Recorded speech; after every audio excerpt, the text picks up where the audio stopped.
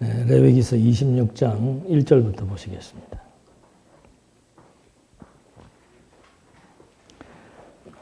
너희는 너희를 위하여 우상을 만들지 말고 조각한 신상이나 돌 기둥도 너희를 위하여 세우지 말며 너희 땅에 조각한 석상을 세워 그것에 경배하지도 마라. 이는 내가 여호와 너희 하나님이기 때문이다. 너희는 내 안식일을 지키며 내 성소를 경외하여라.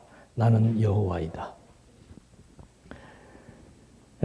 지금 이제 막바지에 이르러서 거룩하게 하시는 여호와에 대한 내용 가운데서 거룩하게 하는 성화 규례를 모세로 하여금 백성들에게 선포해 주고 있습니다. 그 중에서 성결케 하는 규례에 대한 약속입니다. 성결케 하는 규례에 대한 약속인데 첫 번째 나오는 것이 이제 어떤 조각품 이런 것들을 만들지 말고 안식일을 지켜라.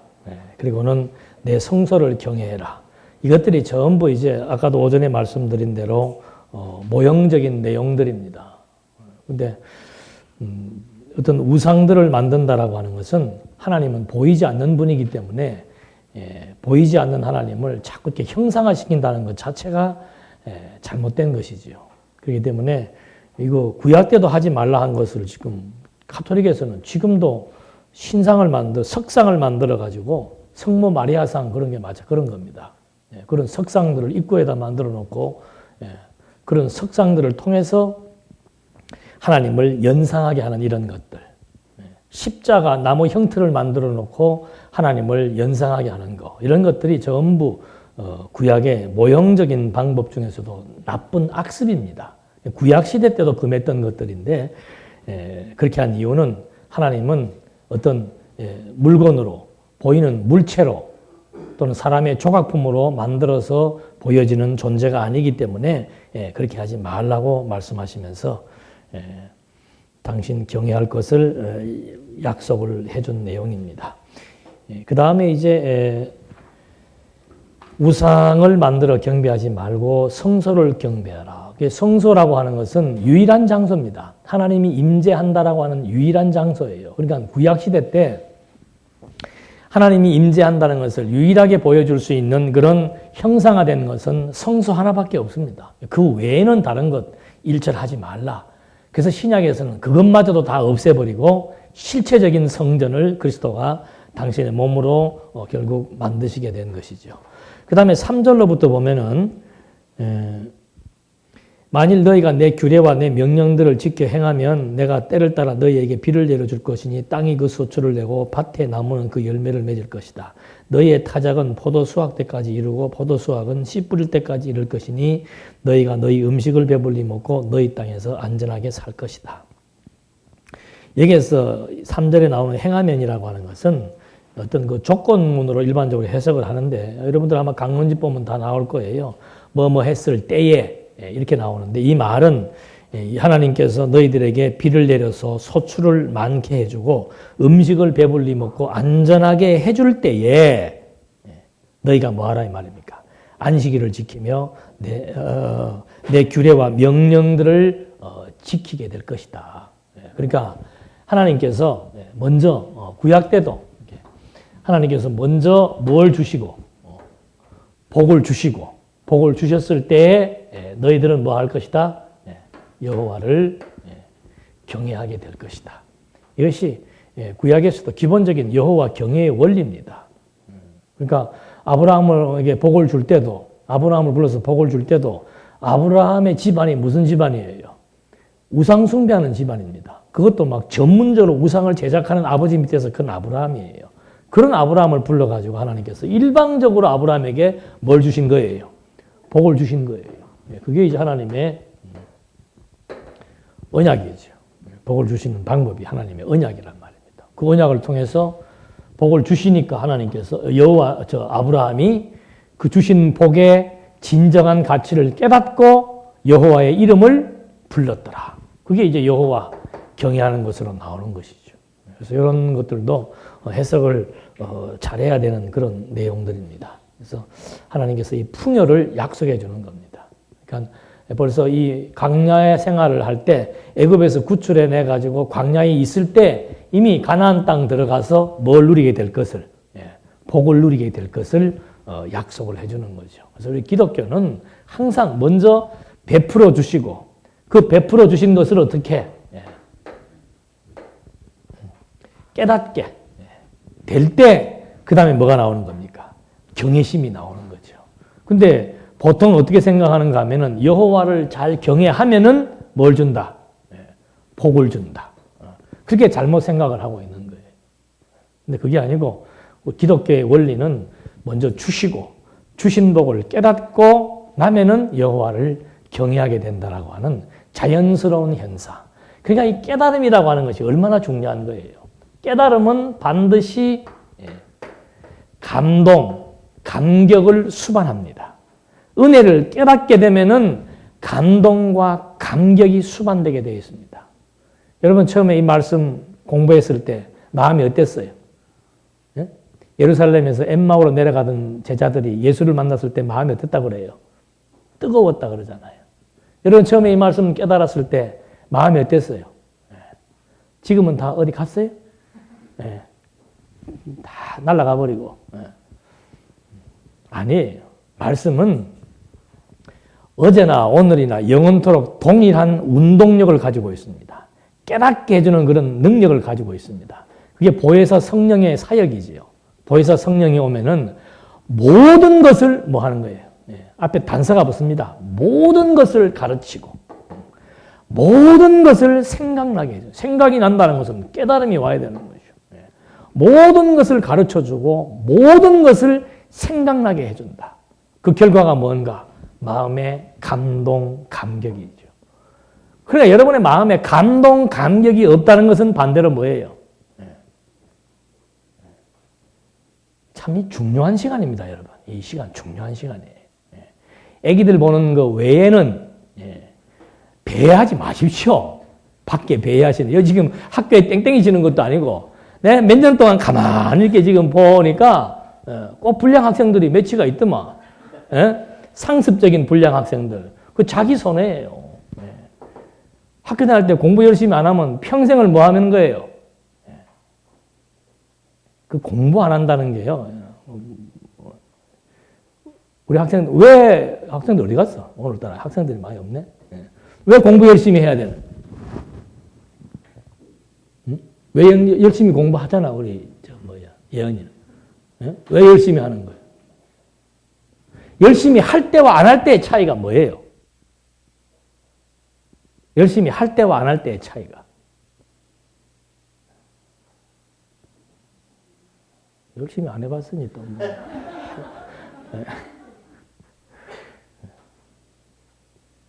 여러분, 공부를 하고 학교 다닐 때 학창시절이라고 하는 것은 사회생활에 뭐예요?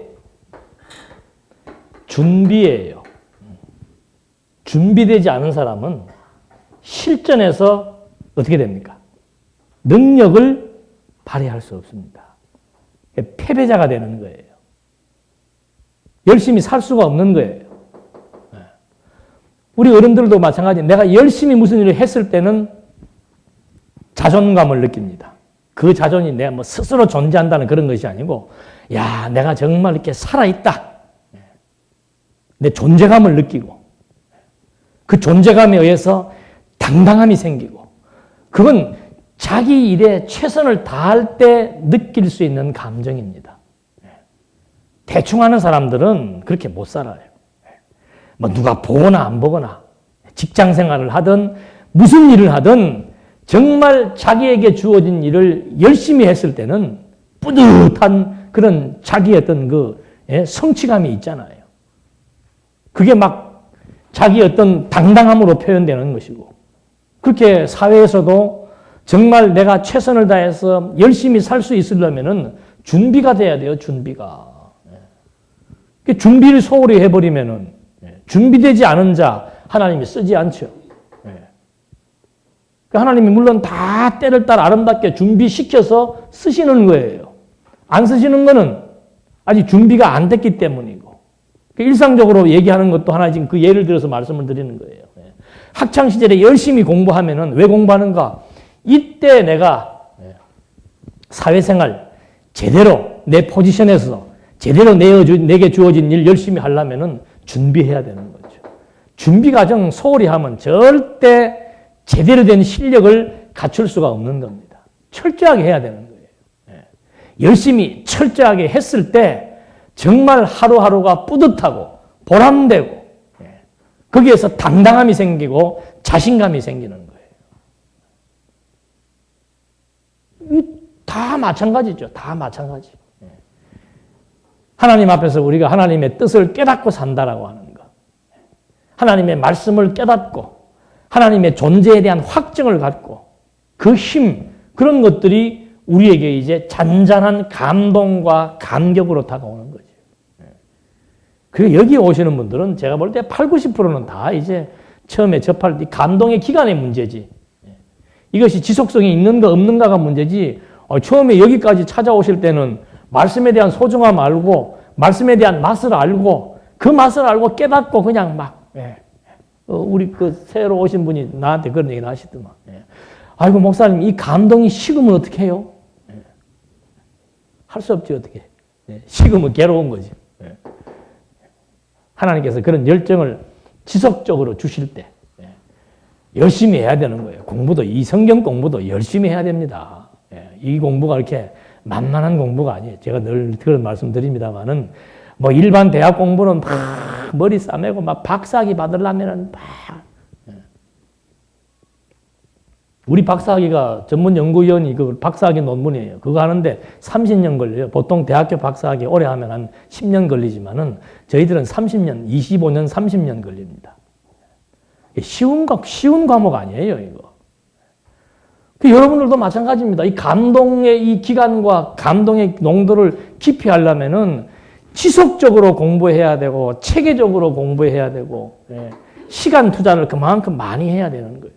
그래야 이 마음에 감동이 생기지. 요새는 이거 손대고 있으면은 거짓말 탐지기가 빨간불, 파란불 오더만. 마음의 감동 이거 자기가 진단해 봐야 돼. 없으면은 감동 사라지는 순간 뭐 생겨요? 불만, 짜증, 감동이 없어서 그런 거예요. 감동이 생기면은 이 감동은 누가 주는 게 아닙니다. 이벤트 해갖고 주어지는 게 아니에요. 그냥 자기가 하나님 앞에서 이 정말 주신 복, 오늘 이렇게 살아가게 하신 것이 하나님의 은혜인 줄 깨달음이 오면은 만족과 감사하는 감동이 여기 막 파장이 생길 것이고 내 인생은 지질이 언제까지냐 이러면은 계속해서 마음이 이제 어두워지면서 원망과 불평과 짜증스러운 삶을 살 것이고 다른 것 없어요. 아주 간단합니다. 그래서 우리 기독교 원리는 하나님께서 당신 경외하게 하는 게 뭐 과정이 뭔가 주신 복을 깨달아 감동 감화 내주 역사하신 이런 뜨거운 마음의 설레임에 의해서 여호와를 경외하며 찬송하는 거. 그 다른 거 아니에요. 아 하나님 아버지 정말 감사합니다. 그게 여호와 경외하는 거예요. 눈 뜨면서도 하나님 앞에 대한 감사가 나오고 눈을 감으면서도 하나님 앞에 감사가 나오는 거. 그게 여호와 경외하는 삶입니다. 다른 사람이 볼 때는 아무것도 아닌 건데 그것 자체가 그냥 자기한테는 감사한 마음의 감동으로 다가오는 거. 그게 깨달음의 결과죠. 깨달음의 결과. 신앙의 진단은 오전에 그랬잖아요. 생각과 마음의 감동에 있다고. 그래서 이 지금 기독교의 원리가 하나님께서 이렇게 모든 복을 베풀어 주시면서 하나하나 풍요와 평화를 약속한 겁니다. 왜 성서를 공경해야 되는가? 내가 너희에게 풍요를 줄 것이고 그게 복이지요. 풍요를 줄 것이고 평화를 줄 것이고 구약입니다. 풍요, 평화, 안전 이게 다 구약에서 말했던 오늘날도 마찬가지예요. 하나님의 말씀 깨달으면은 먹을 것과 입을 것이 있은 즉 뭐 한 줄 알아요? 그것이 내게 풍요로운 줄 오늘 주어진 여건이 내게 풍요로운 여건인 줄 아는 거예요. 마음의 평안함이 주어지고 정말 그리스도 안에서의 내가 완전함 여호와를 의지함으로 주어지는 불안감이 사라지고 완전한 마음이 들게 되는 거. 이런 것들이 전부 이제는 심령의 변화로 말미암아 나타나게 된다는 것이 실체적인 약속이죠. 그런 다음에 9절에 보니까 26장 9절에 보니까 내가 너희를 보살펴 너희를 번성하게 하고 너희를 많게 할 것이며 너희와 내 언약을 세우겠다. 너희는 오래 보관한 묵은 곡식을 먹다가 핵곡식 때문에 묵은 곡식을 치우게 될 것이다. 내가 너희 가운데 내 장막을 마련하겠고 내 마음이 너희를 싫어하지 않을 것이다. 나는 너희 가운데 걸으며 너희 하나님이 되고 너희는 내 백성이 될 것이다. 나는 너희가 종되었던 이집트 땅으로부터 이끌어낸 여호와 너희 하나님이다. 내가 너희 멍에의 빗장을 부수었고 너희를 바로 서서 걷게 하였다. 나는 너희 하나님이 되고 너희는 내 백성이 될 것이다. 그게 주신 복을 깨닫게 되는 거죠.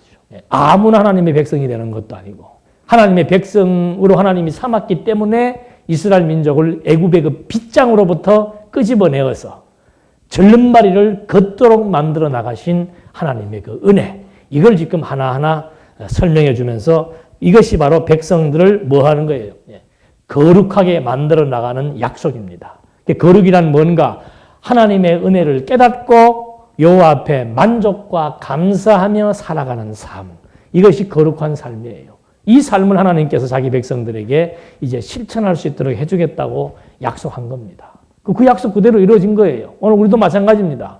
그리스도의 지체가 되게 해서 그리스도의 지체가 되었다는 사실이 얼마나 소중하고 가치로운지를 깨달아 감동감화시켜서 오늘 주어진 여건 속에서 만족하며 감사하며 살아가게 하시는 여호와 경외하는 삶으로 하나님께서 지금 그 약속대로 그리스도로 말미암아 우리에게 성취시켜 나가는 것을 우리는 확인해 볼 수 있는 것입니다. 그렇게 해서 13절까지 해서는 이제 번성하게 해서 창대케 하고 곡식을 풍성케 해주고 여호와의 장막을 건립해주고 바로 이스라엘 백성들에게 하나님이 되어주시고 이렇게 해서 복이 무엇인지를 알게 해주는 거죠. 그 다음에 재앙으로 쳐서 대적에게 패하게 하실 것을 또 약속해 줍니다. 14절로 17절의 말씀, 읽는 거는 나중에 읽어보십시오. 이거는 이제 그 다음에는 한쪽으로만 이렇게 깨닫게 해주는 게 아니고 교육의 방법입니다. 이 복을 깨닫게 해주시는 방법이 뭔가 하면은 복을 깨닫게. 이게 교육이지요. 하나님 교육의 방법은 뭐예요? 형통과 곤고예요. 형통과 곤고. 일이 잘 되게 형통하게 해주어서 하나님의 은혜에 뭐예요?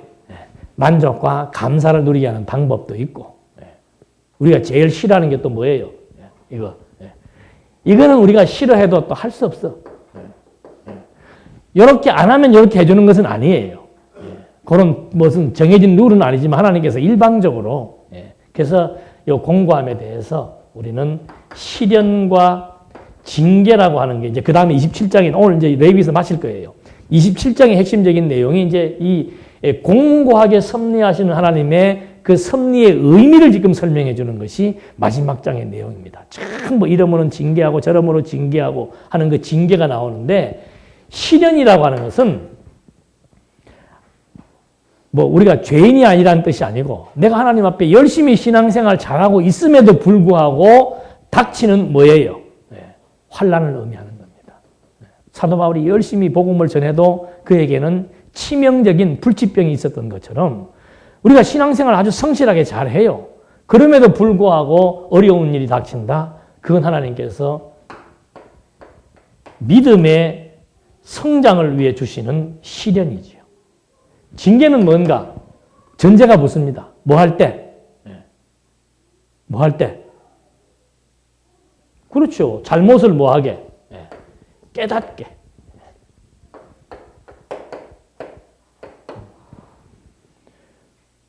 그러니까 예를 들어서 탕자를 어디로 보내는 거예요? 대주리간에 보내잖아요. 왜 보내는가? 깨닫게 하기 위한 거예요.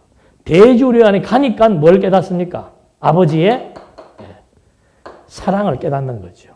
하나님이 베푸신 복으로 알게 해주기 위해서 복으로 알아야만 뭐가 나와요? 만족과 감사와 찬송이 나오죠. 복으로 알게 해주기 위해서 자꾸 투정 부리니까 주어진 여건 속에서 투정 부리니까 이것도 불만이고 저것도 내가 볼 때는 다 좋은데 우리 그런 경우 많잖아. 야, 저 집은 진짜 행복하겠다. 왜? 막 차도 막 벤츠, 막 무슨 외제차가 막 3대씩 되고 집도 그냥 막 으리으리한 집. 제가 우리 진아 나왔을 때 그 서울의 역삼동에 살았었는데 역삼동 저는 지하실에 살았고 그 동네가 부천이에요. 역삼동 그러면 다 좋은 동네인 줄 알았는데 나는 지하실에 살았는데 그 바로 뒷집에 한국일보사 사장집이 뒤에 있었어요. 막 그 옆에 가드 뭐예요? 그 옆에 그 치는 펜스가 막 이런 통나무로 해가지고 내가 막 벽이 내 머리 한 3배 돼요. 그 벽이 무슨 성 같아. 그걸 보면서 야, 저 집은 행복하겠다가 아니고 저 집이 행복할까? 왜? 그때 나는 말씀을 공부했었으니까. 나는 그때 지하실에 있었어도 열심히 공부를 열심히 할 때가 돼서 은혜의 감동을 가지고 살았었는데 저 사람들은 정말 행복할까? 그 집에서 나오는 차들 보면은 막 으리으리한 차들 많이 나오죠.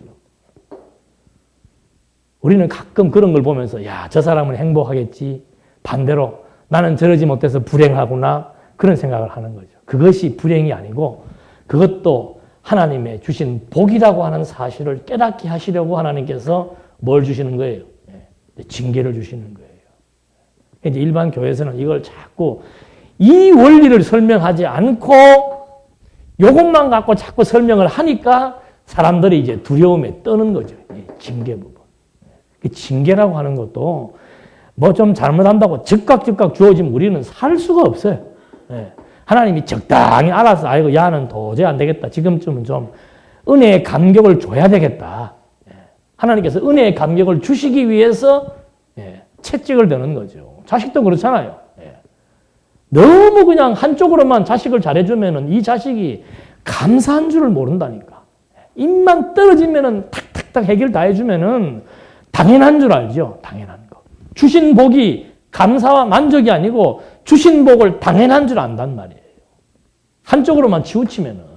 그래서 하나님께서 우리에게는 가끔 시련을 통해서 정말로 진한 감동을 갖게 하시기도 하고 또는 징계를 통해서 진한 감동을 갖게 하시기도 하고 징계 중에 제일 무서운 징계가 뭐예요? 어디서 그랬어요? 누가?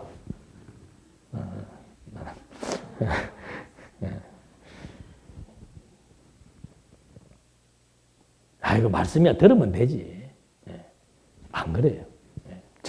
저도 저쪽에 시지동에 있을 때 한번 그런 경험을 했었어요. 그때가 하여튼 막 교회적으로, 제 개인적으로 가장 어려웠던 시기였는데, 저는 그냥 이렇게 성경을 보면 다 보이는 줄 알았어요. 근데 하루는 성경을 이렇게 딱 보니까 흰 편에다가 까만 글씨만 보이고 해석이 안 되는 거예요. 얼마나 답답하겠습니까? 보니까 해석이 안 돼. 그럴 때 뭘 느꼈는가? 야, 이거 성경을 보게 하시는, 너무도 평범한 진리인데, 성경을 보고 깨닫게 하시는 것이 하나님의 역사라고 하는 사실은 정말 너무도 중요한 사실인데, 그게 너무 지속되니까 당연한 줄 알았던 거예요. 뭐 나는 그냥 보면 다 보이는 줄 알았어, 이렇게 보면은.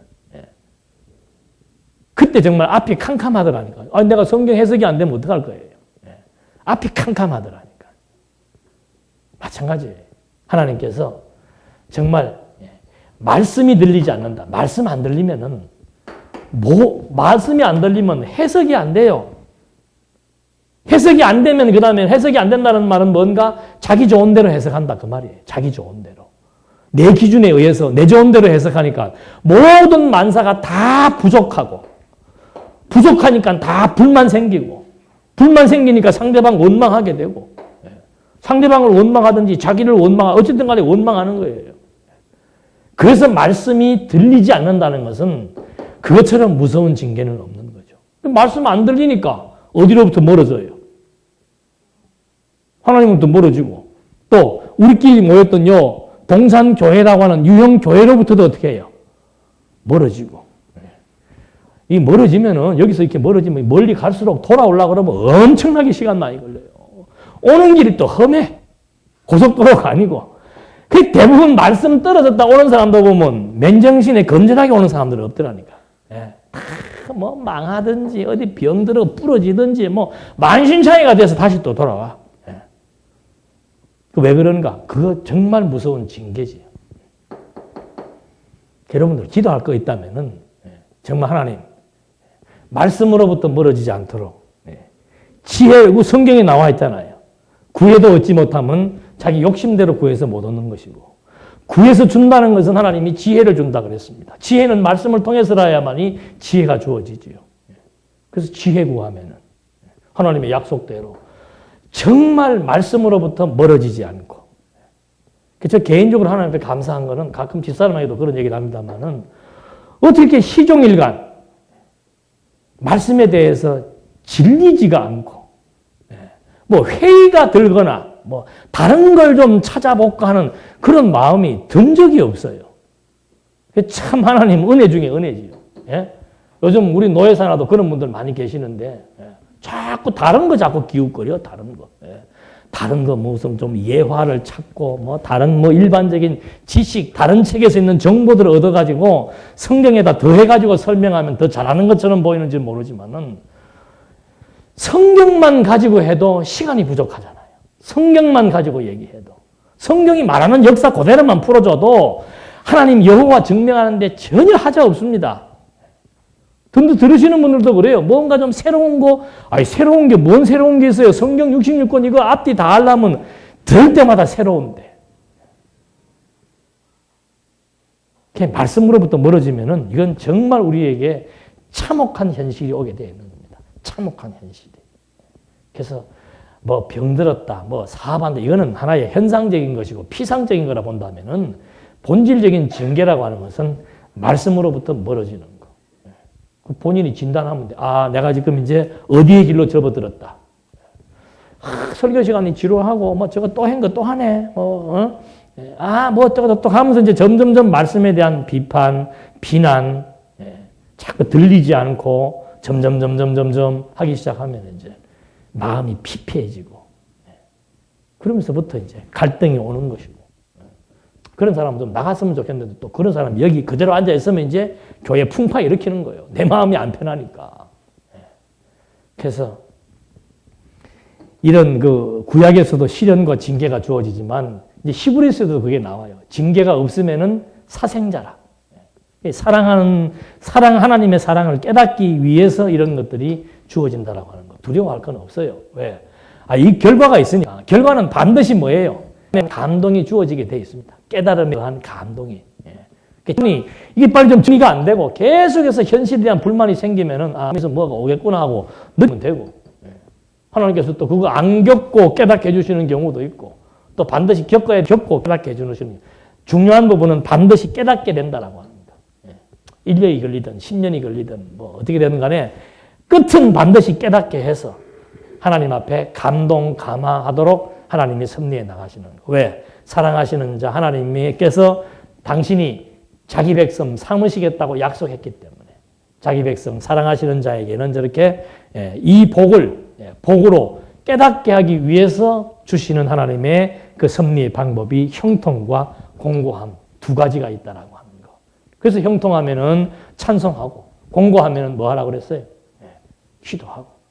뭐 기도한다는 게 뭐예요? 하나님 앞에 자기 정리하는 것이 기도입니다. 내 생각, 내 태도, 내 삶, 그동안 살아왔던 모든 것들 정리하고 생각하는 것이 기도예요. 기도해보면 그동안 하나님께서 이런 엄청난 은혜를 주었음에도 불구하고 내가 그 사실을 모르고 이렇게 불만하고 불평하고 살았었구나 하는 사실에 대한 깨달음이 주어지게 되는 거죠. 근데 이제 보통 하나님 못 믿는 사람들은 뭐 막판에 가서 그거 깨달아봐야 끝이에요. 막판에 가서 뭐 깨닫자마자 숨 넘어가 버리는데 그때는 이미 때 늦은 거죠. 그래서 이런 경로에 대한 것들이 있다는 사실 정도만 아시면서 하나하나 확인해 보시면 되겠습니다. 그래서 그 14절로 17절에서는 대적들에게 재앙을 주어서 패하게 하시는 것.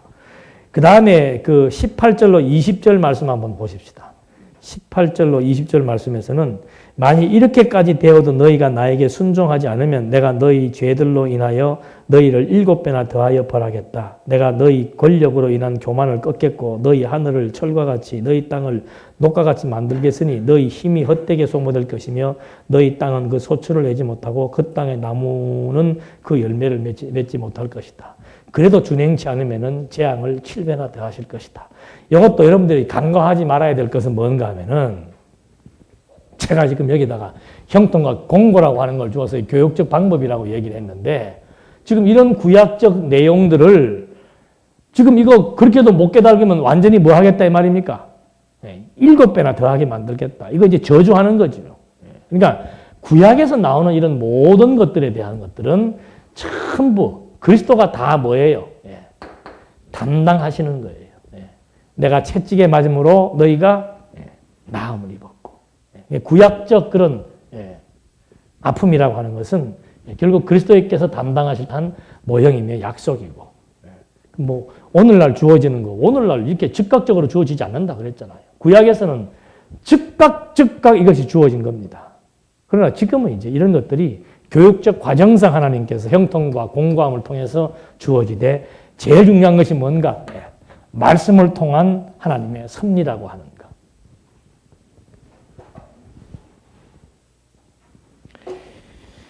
그 다음에 20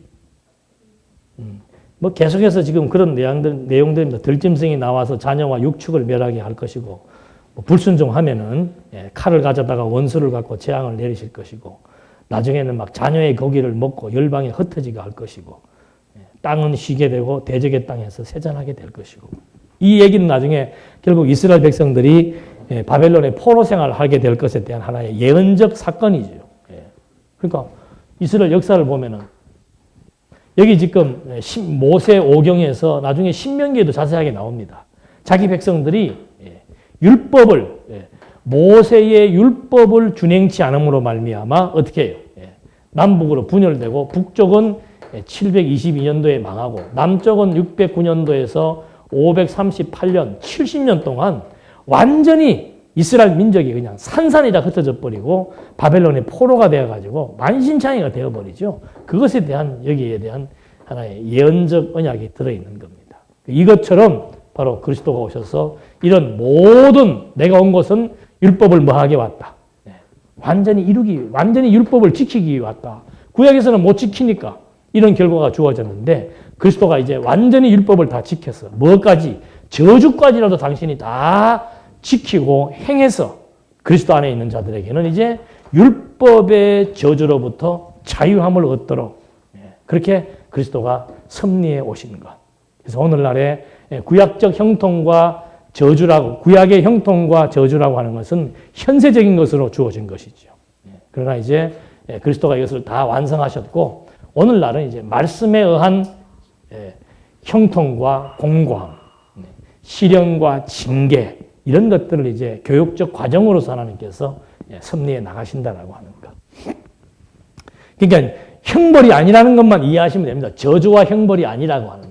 지금은 우리는 그리스도가 저주와 형벌을 받았기 때문에 우리는 저주와 형벌을 받는 게 아니고 교육적 차원에서의 징계, 그 다음에 신앙의 성숙을 위한 시련 이런 것들은 교회에게 그대로 주어지는 거죠. 지상교회가 계속해서 고난 가운데 있잖아요. 언제까지? 예수님이 오셔서 최종적으로 교회가 승리할 때까지는 교회가 세속으로부터 또는 비진리로부터 여러 가지 많은 핍박과 압제를 당하면서 시련과 공고함을 겪게 된다는 내용들이 나와 있는 것도 함께 확인해 볼 수 있습니다. 그렇게 해서 하나님의 섭리가 이제 26장까지 해서는 저렇게 현세적인 것들로 주어지는 내용들 확인해 봤고 26장에서 지금 계속 그런 그 징계에 대한 것들이 쭉 나왔습니다. 그 다음에 27장으로 넘어가면 헌물에 대한 성결규례입니다. 헌물에 대한 성결규례. 27장 여호와께서 1절 한번 보시겠습니다. 여호와께서 모세에게 말씀하셨다. 너는 이스라엘 자손에게 말하여라. 어떤 사람이 사람의 값으로 자신을 여호와께 드리기로 특별히 서원하였으면 20살로부터 60살까지 남자의 값이 성소 세겔로 은 50세겔이며 만일 그 여가 여자이면 그 값은 30세겔이다. 만일 5살로부터 20살까지면 그 값이 남자는 20세겔이고 여자는 10세겔이다. 예, 이게 이제 헌물, 여호와께 헌물을 드리는데 서원자 자기 자신을 드리든가 자신을 값으로 치러서 드리든가 그렇지 않으면 뭐 집이나 밭이나 또는 집에서 기르는 가축들 이런 것들을 이제 헌물로 드리기 위한 서원의 내용들이 나옵니다. 그러니까 이런 것들도 또 이거 그대로 읽어서는 뭐 구약 시대 때 하나님 앞에 뭐 사람을 바쳤을 때 아들 대신에 얼마를 바쳤고 내가 또 집을 샀으면은 집 산 거에 대한 얼마를 바치고 이게 지금 27장에 쭉 다 나오는 얘기입니다. 근데 첫째는 서원자의 값을 정해 드리는 거죠. 서원자의 값. 20세에서 60세는 은 50세겔. 왜? 이때가 가장 활동력이 강하기 때문에 값을 많이 쳐줍니다. 그런 식으로 이제 자기 자신을 하나님 앞에 바칠 때 돈으로 환산하는데 그 기준을 지금 정해 주어서 값을 치르게 하는 것이죠. 그래서 이런 것들도 결국에서는 서원이라고 하는 것이 하나님 앞에 하는 서원인데 구약시대 때는 이런 서원의 사례를 통해서 여호와를 기억나게 해주는 거죠. 내가 하나님 앞에 얼마로서에 바쳐졌다는 사실을 통해서 여호와를 기억나게 했는데 이런 것들이 전부 다 이제는 온전한 값을 드릴 온전한 자기 백성들의 온전한 값을 치러서 온전히 그 값을 지불하실 그리스도의 사역에 대한 하나의 모형이며 약속으로 해석을 할 수가 있는 겁니다. 그래서 하여튼 그 값을 지불한다라고 하는 거. 모든 것을 다 값을 측정을 해서 값을 지불한다는 이것은 바로 그리스도가 우리에게 주어진 그 값을 대신 지불해 주실 것에 대한 약속이며 모형이다라고 하는 거. 그래서 이런 거 서원하는 거, 뭐 일전에도 그런 말씀드렸습니다만 구약에서는 서원을 하면은 반드시 뭐 하게 돼 있어요? 서원은 이건 반드시 지켜야 됩니다. 안 지키면 죽는 거예요. 이거는. 그러나 예수님은 뭐 하라고 그랬어요? 서원하지 마라. 너는 서원할 수 없다. 서원이라고 하는 것은 어떤 주권이 있는 사람이 하는 것이지 너희들은 서원할 수 없다. 구약에서 서원해서 못 지켜서 죽지 않느냐. 그 값을 내가 지금 치러줄 것에 대한 하나의 모형으로서의 구약이지만은 지금은 이제는 서원하려고 머리턱이 뭐가 아무 거 갖고도 서원하지 마라. 왜? 당신들은 서원을 해서 지킬 수 있는 그런 주권이 없기 때문에 서원하지 마라. 설령 서원을 했다 하더라도 그거는 하나님 앞에 아무런 의미가 없는 거예요. 그리스도가 오시긴 이후에는 우리도 가끔 그런 서원을 하잖아요. 하나님, 우리야 안 그러겠습니다만 옛날에 보면 이번 일만 해결해 주시면은 하나님, 내가 10분의 2는 드리겠습니다. 요 일만 해결해 주시면 나는 주의 하나님의 집에서 평생을 내가 봉사하겠습니다. 평생을 내가 반주자로 봉사하겠습니다. 나는 이번에 이렇게 되면 우리 아들을 뭘 하겠습니다. 설령 그런 주책맞은 서원을 했다 하더라도 하나님하고 아무 상관도 없는 거예요. 쉽게 얘기하면 3살짜리 애가 저 아버지한테 아버지 내가 이번에 아버지가 나한테 뭐 해주면 내가 10년 뒤에 뭐 하겠습니다. 그거 기다리고 앉아가 아버지가 10년 동안 그거 기다리면서 그래 이제 해주겠지 하고 하는 아버지가 있겠어요? 마찬가지예요. 하나님 앞에 우리가 하는 서원이라고 하는 것은 구약에서의 서원은 서원을 온전히 지키실 그리스도에 대한 하나의 약속으로서 주어진 것이고 이제 오늘날은 설령 어리석어서 서원을 했다 하더라도 그것 때문에 매여가지고 그냥 뭐 하기도 싫은 것 억지로 하신다거나 하기도 싫은 목사 안 하면 되지. 부모가 서원했다고 해서 뭐 그냥 자기는 하나님 앞에 바쳐졌대. 바쳐지기는 뭘 바쳐져요. 그런 것들은 이런 구약들을 지금 잘못 해석해서 그런 겁니다. 여기 계속해서 그 19절로부터 13절에는 생축 서원물의 값을 정하여 드리는 규례가 나옵니다. 그러니까 잠깐 한번 읽어보십시다. 9절에 보니까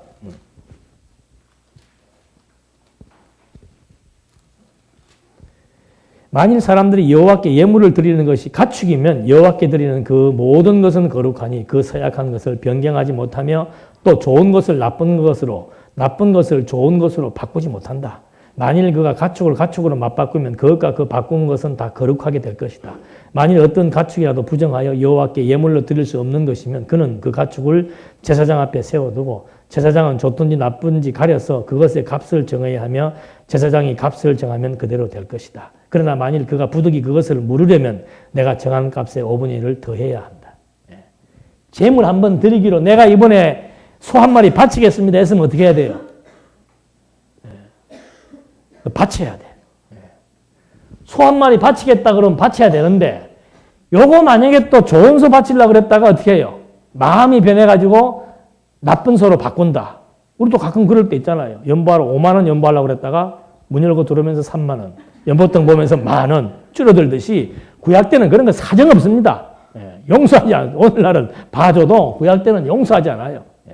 다른 재물로 교체하는 것도 안 되고 만약에 어지러진 거 이제 좋은 것 하려고 그랬는데 좋은 것이 안 될 때는 좋은 거 값이 뭐 100만 원이면은 100만 원에다가 플러스 5분의 1을 더 더해가지고 현찰로 내라. 하나님께서 확 준 거예요. 이것도 만약에 오늘날 그대로 참 신앙생활 피곤하죠. 이게 전부 다 값을 위해서 치른다는 거. 이게 그리스도께서 모든 값을 당신이 다 정해서 당신이 치러주실 것에 대한 하나의 약속으로 해석을 하지 못한다면은 구약 그대로 적용해서 뭐 여호와 앞에 바친다 그랬으면 연보도 그렇잖아요. 우리도 작정하잖아요. 작정해서 작정하다가 어려움이 와서 작정대로 못할 수도 있고 작정을 했는데 또 일이 잘못해서 더 할 수도 있는 건데 구약 때는 그게 아니란 말입니다.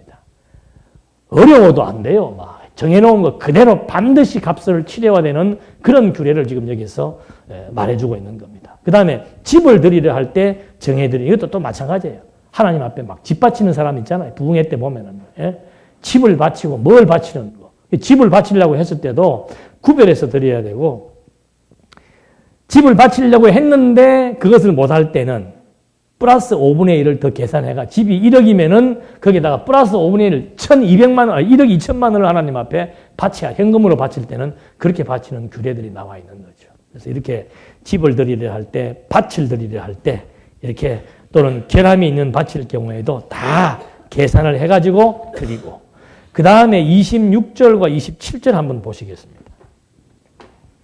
26절에 보면은 오직 가축 가운데 처음 난 것은 여호와를 위한 첫 새끼이다. 누구든지 이것을 구별해 드리지 못할 것이니 소든지 양이든지 그것은 여호와의 것이다. 만일 그것이 부정한 가축이면 그는 그 정한 값의 5분의 1을 더하여 물러야 한다. 그러나 물으지 않으면 내가 정한 값으로 팔아야 한다. 그러니까 첫 새끼는 다 누구 거예요? 여호와의 것이라. 그러니까 막 첫해 드렸던 곡물도 여호와의 거고 집안에 나오는 첫 아들도 여호와의 거고 요새 같으면 집에 애들 하나밖에 없는데 다 여호와께 바쳐서 목사 만들어야 돼. 소득의 10분의 1, 그 첫 것도 전부 여호와의 거고. 그래서 여러분 11조는 누구 거라고 얘기하는 거예요? 이런 데서 나오는 11조는 여호와의 것이라. 왜 하나님의 거 도둑질하냐 하는 말이 이래서 나오는 거라니까. 다 구약이에요. 구약. 구약에 드리는 예물들. 첫 것. 설령 첫 것 드리는데 그것이 흠이 있어서 못 드리면은 돈으로 환산해가지고 플러스 5분의 1. 이자치고는 세네요. 20%. 그렇게 하나님한테 바치겠단 말이죠. 이것들이 그러니까 첫 새끼, 첫 것, 첫 열매, 11조 전부 그리스도께서 지불하실 값에 대한 모형이며 약속에 대한 내용들이다 그 말이죠. 지금 우리는 뭐 첫 것도 안 바치잖아요. 첫 것도 안 바치고 중간 것도 안 바치고 나중 것도 안 바치고 바치는 게 아니라 그래요. 바치는 게 아니고 그냥 진리를 위해서 쓰는 거라고. 개념이 재물의 개념과 연보의 개념은 완전히 성질이 다릅니다. 재물은 여호와 앞에 드리는 것이고 연보는 뭐예요? 우리가 쓰는 거예요. 그냥 내가 이 일을 위해 쓰는 거란 말입니다. 뭘 위하여? 진리를 위하여 쓰는 거예요. 목사를 위해 쓰는 것도 아니고 애들을 위해 쓰는 것도 아니고 진리를 위해 쓰는 거예요. 진리를 위해서. 그게 다 진리를 위한 일이니까 그 일을 위해 쓰는 것이지. 그래서 연보와 재물의 개념은 완전히 다르죠. 그렇게 해서 구약 때는 뭐든지 하여튼 여호와 앞에 첫째는 소원했던 거 반드시 갚아야 되고 두 번째는 첫 것을 다 드려야 되고 집이든 짐승이든 뭐 하여튼 여호와 앞에 서원했던 것들은 바치겠다고 했으면은 반드시 바쳐야 되고 못 바칠 때에는 팔아서 현금으로 환산해서 플러스 2할 5분의 1을 더해가지고 여호와께 바쳐야 되는 거. 그렇게 해서 34절 말씀에 이것들은 여호와께서 시내 산에서 이스라엘 자손을 위하여 모세에게 명하신 명령들이다. 여호와의 명령, 영령이라고 하는 것은 약속이지요. 약속. 이 약속들은 반드시 둘째 아담 그리스도를 통해서 성취하실 약속들이다. 이렇게 이해하시면 돼요. 이걸 명령이라 그러니까 여호와께서 이스라엘 백성에게 명령하신 것처럼 오늘 하나님께서 우리에게 이 명령을 그대로 했습니다. 이렇게 해석하는 것이 아니고 이 명령이란, 이 규례란, 이 율법이란 둘째 아담 그리스도를 통해서 성취하실 것에 대한 약속이다. 이렇게 이해하시면 이제 정확히 이해가 됩니다. 그래서 레위기서는 거룩하게 하시는 여호와이심을 우리에게 증거해 주기 위해서 예물에 대한 규례, 예물이 참 중요합니다. 왜요? 예물이 없으면 뭐가 안 되니까? 하나님과 인간의 관계를 회복시켜 주기 위해서 필요한 것이 구약에서는 뭐였어요? 예물이었어요. 그 예물이 없이는 절대로 하나님과 인간 관계가 회복이 되지 못합니다. 그래서 이 예물 되시는 그리스도가 새 언약의 중보자로 오셨다는 말이 그런 의미예요.